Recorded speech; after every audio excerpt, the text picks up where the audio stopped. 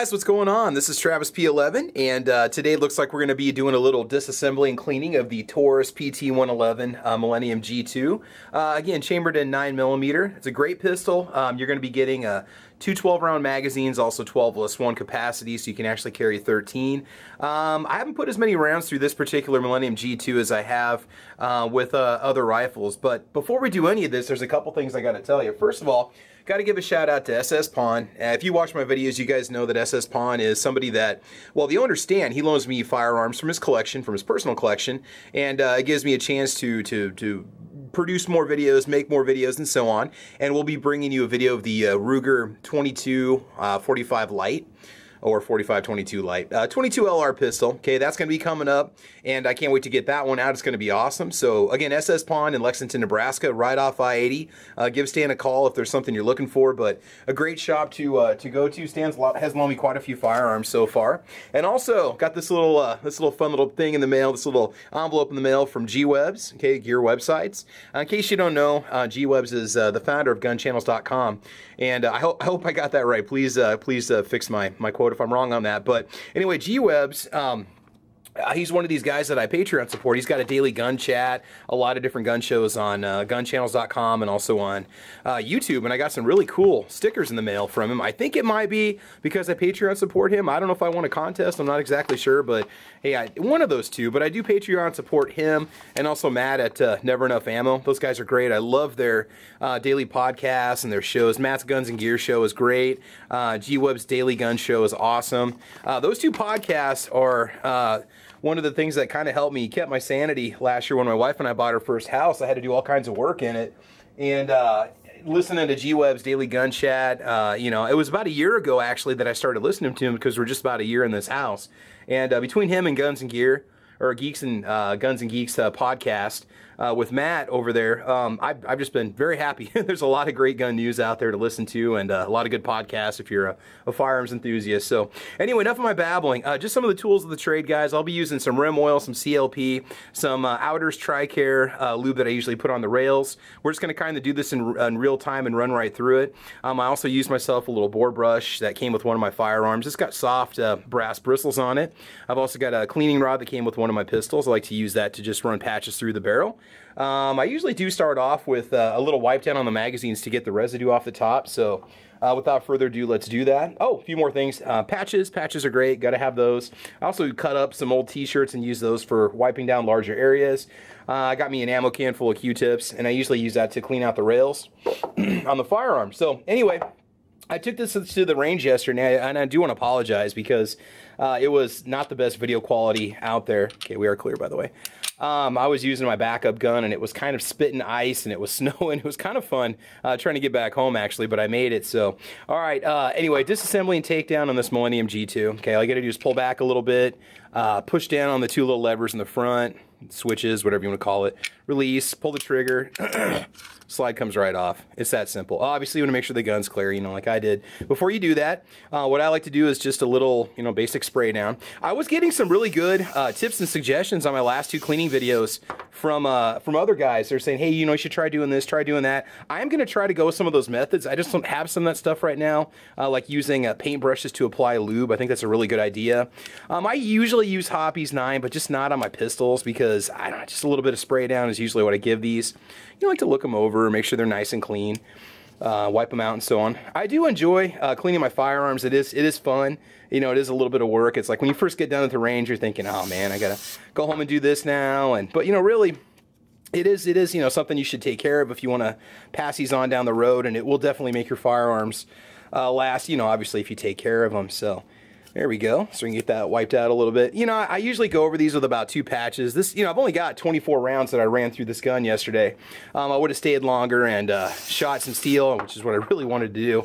But it was just so cold. And honestly, I was worried about my camera shutting down. Again, I was using a backup camera because I didn't want to take my good camera out into the muck. So another thing I like to do to clean out the magazine well, spray a little rim oil on the patch, right? Just wrap this around. It seems kind of pointless, but you can.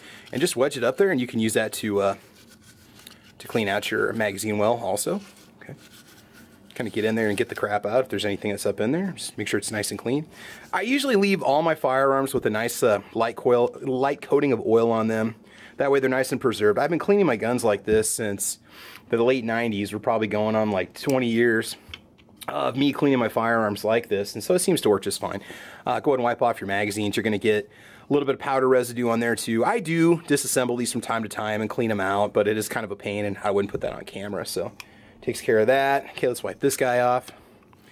I have not really had any issues with this gun. The only time I really had any problems is when I was using a Perfecta 9mm ammo in it, but I had trouble with that ammo in a Ruger 9E that I owned, and also a Glock 17. And believe it or not, actually caused my Glock. I had a light primer strike with it one time, and also caused a failure to eject with my Glock. And so that was, I kind of quit using that ammo, and that was one of the first like little $10 9mm ammo boxes you could buy at Walmart, and I bought a bunch of it. I guess I had a lot of practice clearing misfires, so that was one bonus from it. Anyway, all right, so spray down a little patch with some more Rem oil, right? Okay. There you go. I know I should probably be wearing gloves for this, but just go ahead and wipe off your cleaning rod. This one is, I think it's the initial cylinder part's plastic with the steel rod that goes inside of it. I might swap this out at some point and get myself a little aftermarket Galloway unit. I had good luck with those guys when I had a SW99, or what is it? No, I'm sorry. A Smith & Wesson, what is it? Oh man, SDV90, whatever you call it. I ended up having to replace the guide rod with that one because it was plastic and it was really flimsy. Okay, obviously just pull your barrel out, no big deal. Let's go ahead and work on the slide. Okay, it is a little dirty, as you can see. Okay, it's got some muck in there. I know I got some shadows from the lighting, and I do want to apologize for that, but go ahead and just hit that up with a little Rem oil. Okay, just take your cloth and just go ahead and wipe out the slide. I really try to spend some time in the area where your firing pin comes out, that particular part of the chamber, because I notice that you do get a lot of carbon fouling right there. I mean, obviously that would make sense, but do pay particular attention to that area. Also, though, trying to get too much excessive lubricant in that part of your gun, because you don't want to get lubricant in the fire chamber. You don't want more than just, say, like a light coating of oil on your firing pin, because it can muck up from carbon fouling and so on. So you just kind of wipe it out a little bit. Also, what I like to do is I'll take a Q-tip, just give it a little dab of oil, and then just kind of run it back in the channel in here, kind of pull back on the spring where your primer is, just kind of get that, make sure there's no carbon in there. Also then take that Q-tip and I'll run it into the channels in between. You'd be surprised how much stuff this, especially if you keep your guns probably oiled too much like I do, you notice that you get a lot of carbon on your Q-tips and stuff when you clean these parts out. So here's that. Kind of go over that a little bit. Make sure you get the corners nice and clear on the slide, right? Just kind of down in the front here. Probably not giving you the best angle on that. I apologize. Okay, so that's not bad.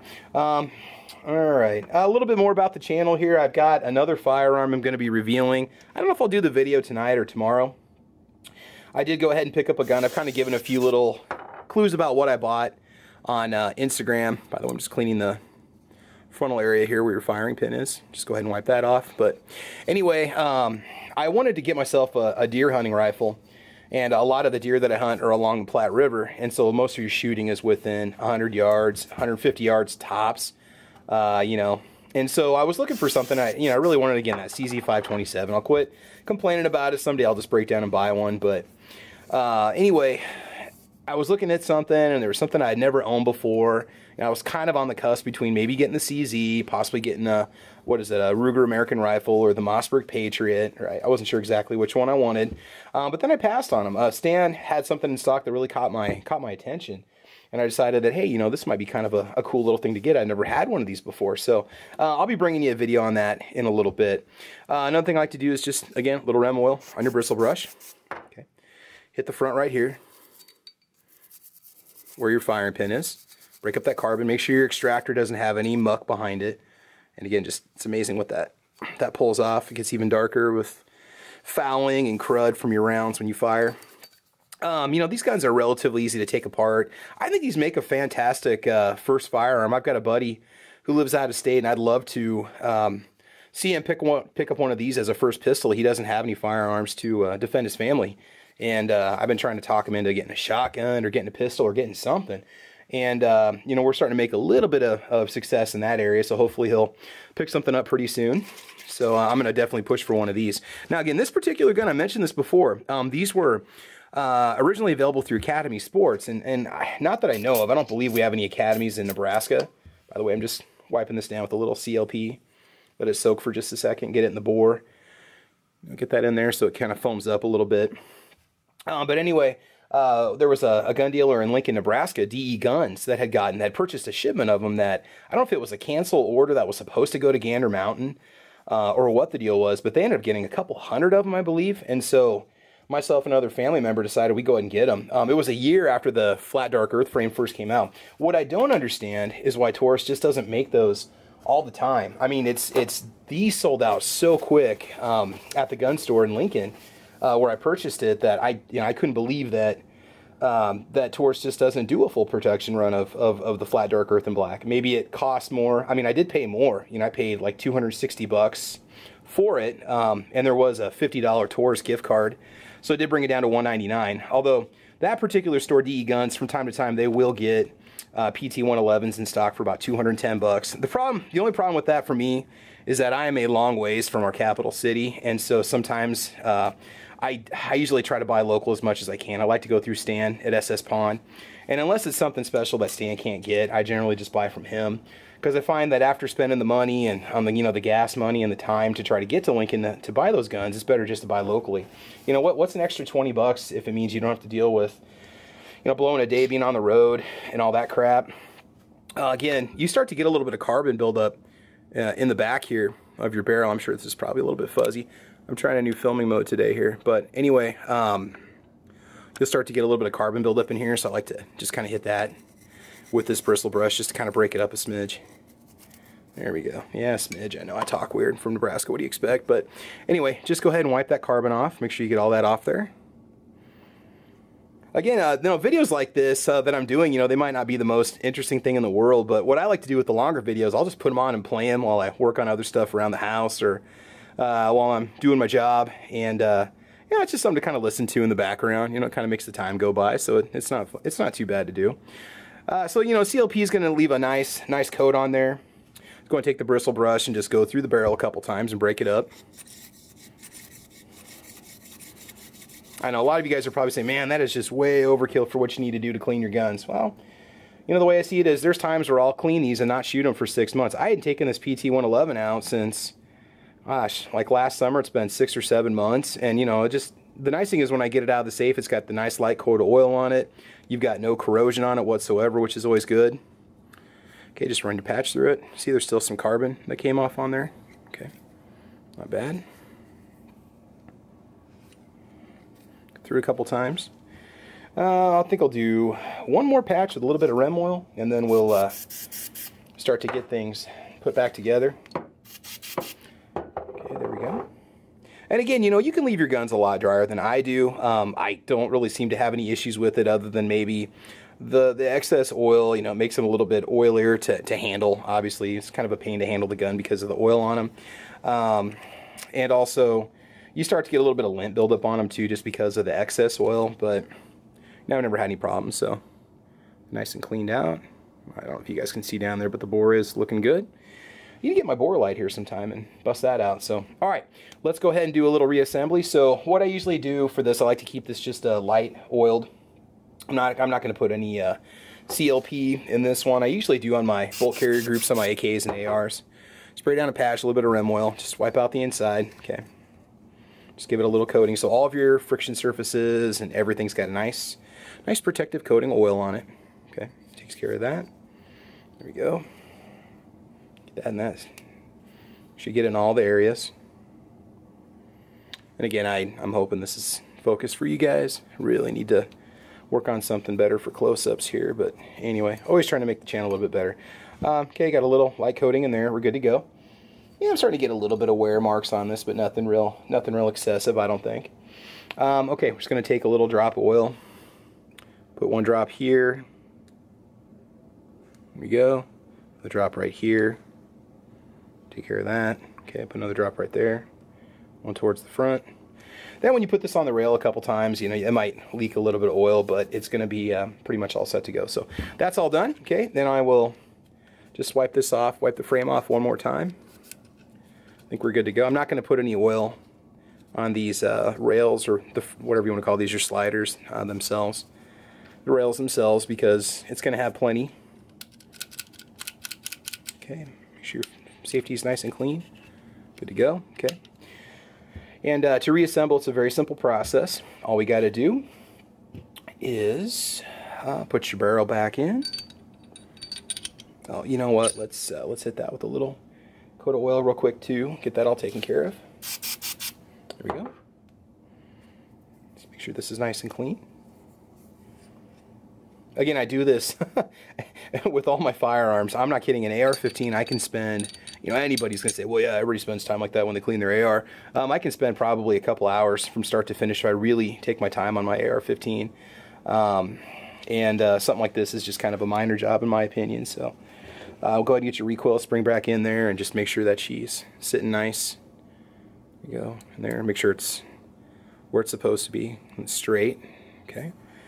All right, got that all taken care of. All right, now let's go ahead and reassemble the firearm. Got the recoil spring in. Do not forget to put that recoil spring back in there. I did that one time with my FNS 9C that I used to own, and yeah, major pain in the butt trying to get your slide off when you do that, because your barrel will actually fall down and get caught in the action. It's a nightmare. Reassemble, you slide it back on the rails. It'll lock into place. Okay, run it a couple times. You're good to go. And this is the kind of gun that it really will start to,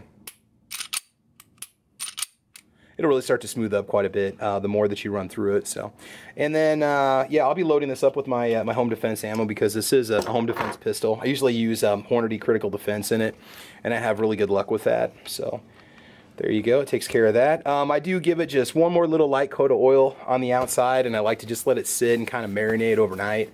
Then after that, I'll put it to where I usually store my personal defense firearms. So there you go, guys. The Taurus PT111 Millennium G2. Again, rip on Taurus all you want, but don't knock it until you try it. Yeah, there's going to be lemons. You know, there's going to be lemons with every gun that's out there. It seems like every review I watch, there's that one or two that'll go by that causes people problems. It doesn't matter if it's a SIG or a Taurus or whatever. You know, guns can be a little ammo sensitive. Through this, I just run Federal 115 grain full metal jacket brass ammo, and I don't usually have any issues with it. This fires critical defense just fine, but when you chamber the first round of critical defense, I highly recommend that you use the slide release button on it to chamber the first round. That little soft point nose on those critical defense rounds can be very finicky, can cause some issues with the feed ramps on certain pistols. I mean, I've never had a problem where it has not worked, but I've had a couple times where I've slowly let go of the slide and it wouldn't chamber completely. Excuse me. So again, using that release button will definitely eliminate that issue. But so there you have it, guys. So this is Travis P11. I want to thank you for watching. You can follow me over on gunchannels.com on the Ordinary Average Guy Gun channel. I am also on Twitter and Instagram. On Twitter, it's at TravisP11 on YT, and on Instagram, it's just TravisP11 on YT, as in on YouTube. Yeah, so we'll be bringing you yet another video tonight.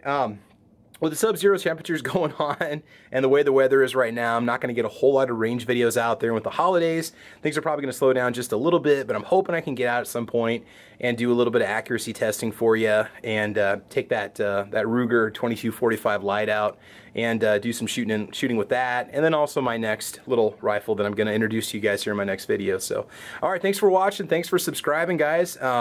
Again, share your feedback on what you do when you clean your firearms. If you got certain products you recommend, I'm always open to recommendations, and if you got suggestions for what I should do better, please do. I mean, I love to learn, and I love to learn how to do new things. And so if there's a better way to do these things, please do it. It isn't going to hurt my feelings. I'm not going to get defensive.